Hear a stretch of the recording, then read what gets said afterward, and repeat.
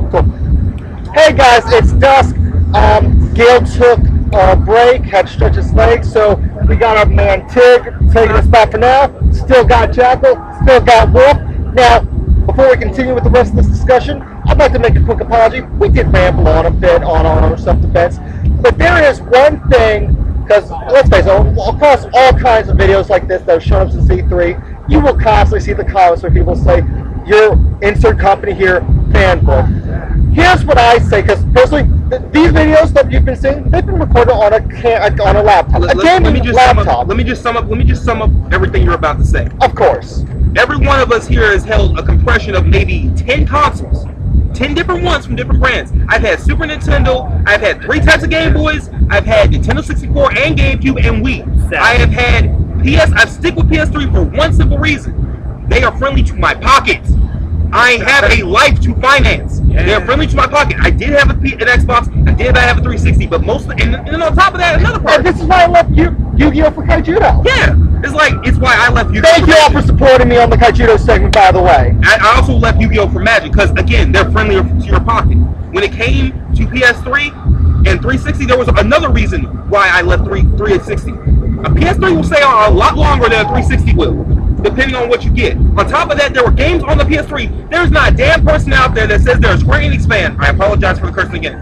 There's not a person out there that says they're a Square Enix fan that has not gotten almost every console of PS3 to actually play those games. I'm sorry, but before Square Enix gave out games on any form of Xbox console, let's be honest, folks. The PS2 was the golden age of Square Enix. Exactly. Now it was the time when Square shifted from Squaresoft to Square Enix, but Square as a whole.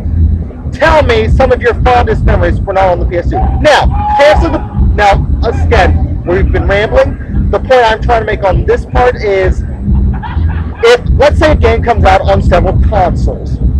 I mean, heck, this video is being recorded on a laptop, for instance. So let's take my laptop, the Xbox One, and the PlayStation 4. What's the game that's coming out on all of those? I'm not saying that, but Watch Dogs.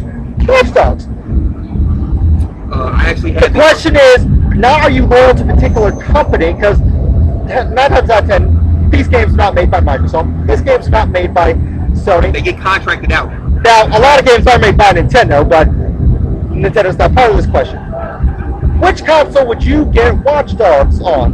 I, for one, would choose based on which system, considering the details of the game, would give me the most rewarding experience.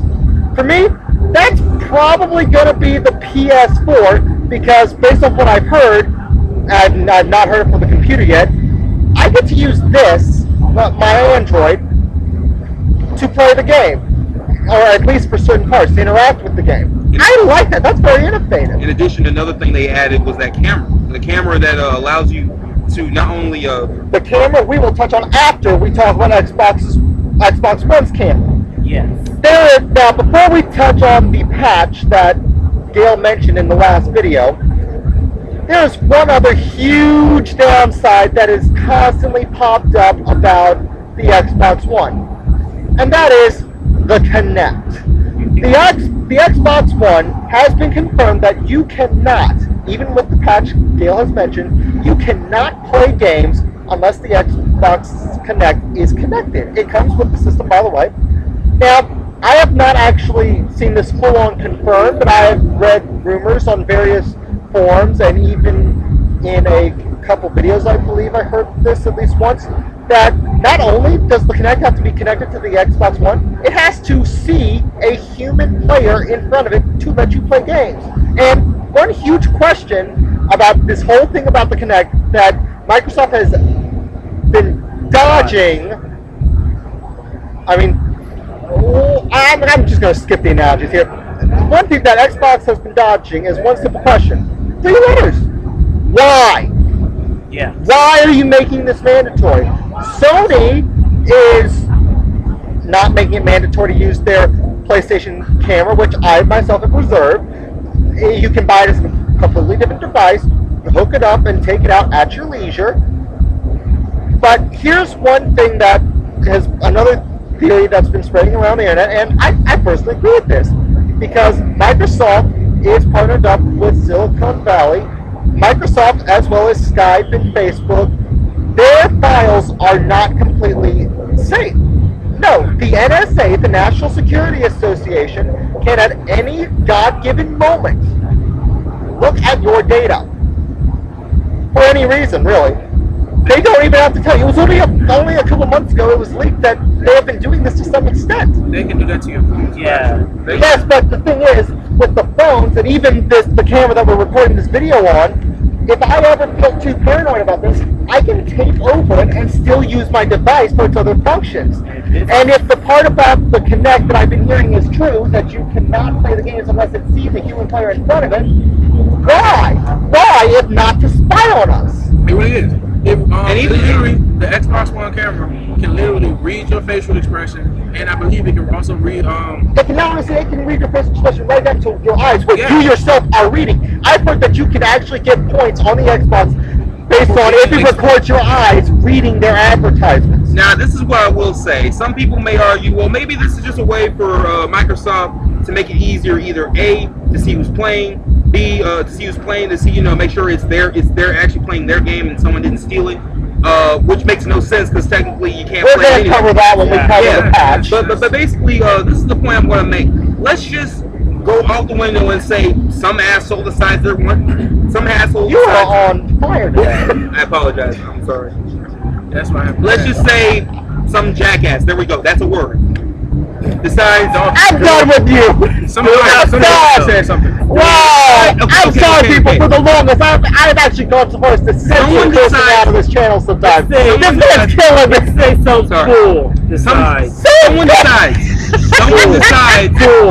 Someone decides they're going to hack into either your camera or your system, which is very possible. It doesn't take much to understand how to read an encrypted code and then be able to mimic it enough to infiltrate it. But let's just say, for the sake of it, they wanted to hack and possibly crack it. What's stopping them from doing that? What's stopping them from using from using the fact that you cannot turn this off without playing against you? This is putting people in danger. No, but I think we should lower the tension down a bit. So give me a second to say this, ladies and gentlemen. For those few of you that are, well, actually, I'm not going to say few. I don't know how many of you are. Gamer girls. Not the wannabe models who think sitting next to an Xbox or a Nintendo system is going to make you hot. No, the actual gamers. I know you're just like the guys with your gaming. Sometimes you will go so far as to, I don't know, play your games in nothing but your underwear. Watch the Xbox One Kinect get hacked and that'll end up on YouTube. Watch that happen. Trust me on this. It's going to happen. Hey, who knows? You guys could probably just be doing the do, and all of a sudden, camera's still on. I'm trying to figure out. That's the best part. That's a good point. No. Yeah, camera's still on. Let's capitalize on that for a second. Let's take a second to centralize on that. Microsoft has confirmed that you can turn the camera off at any moment, but it will still be able to accept a single command, Xbox on. If it is still able to accept the command, on some level, it is still on. Thank you. How is it off? This is another... I can tell you. It's called unplugging. It's called but then you can't play the game. That's another good point. Like my friend actually had an idea. Just turn the camera around, then it can't see you. But it has to have a person in front of the screen. A and B as camcorder. I mean, not camcorder.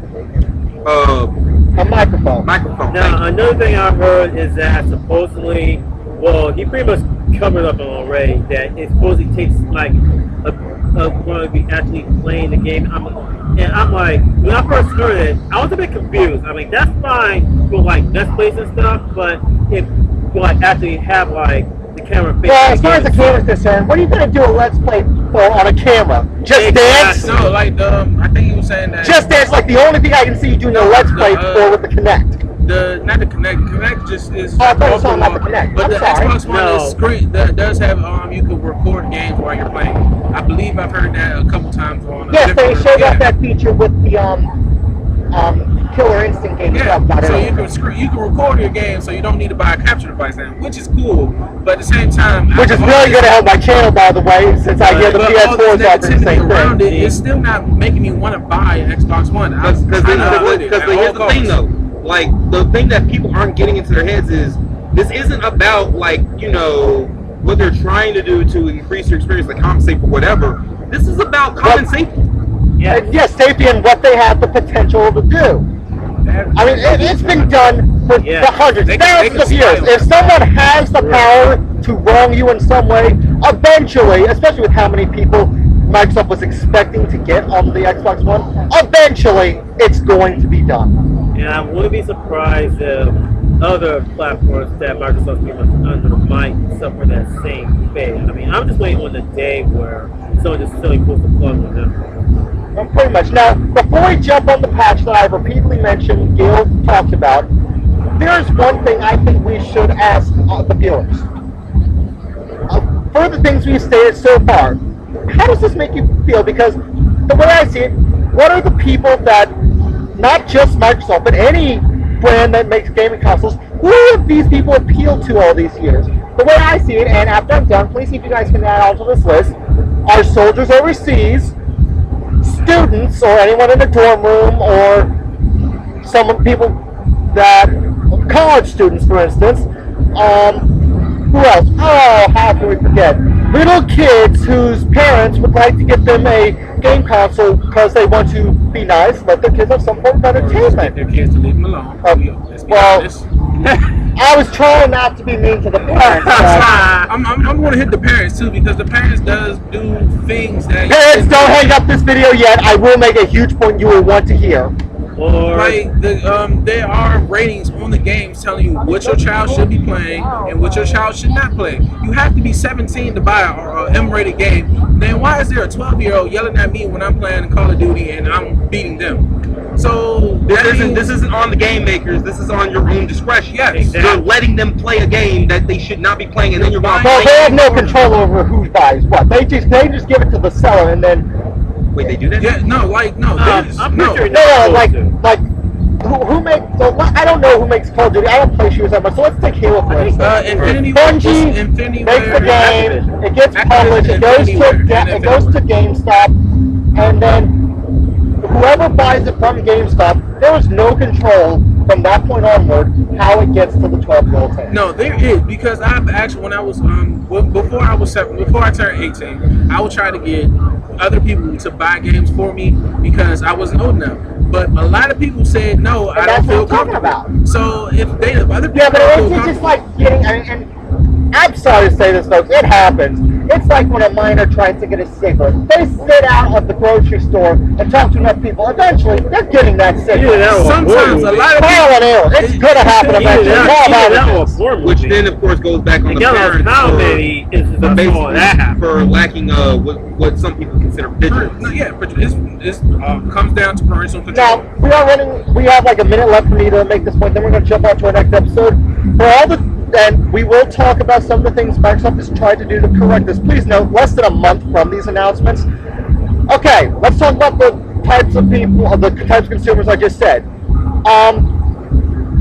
Overseas soldiers and even dorm room students. These kind of people need, their internet is quite iffy, sometimes if not most of the time. So the things about the internet needing to be logged in for that kind of time period, that kind of cuts them as consumers straight off the break.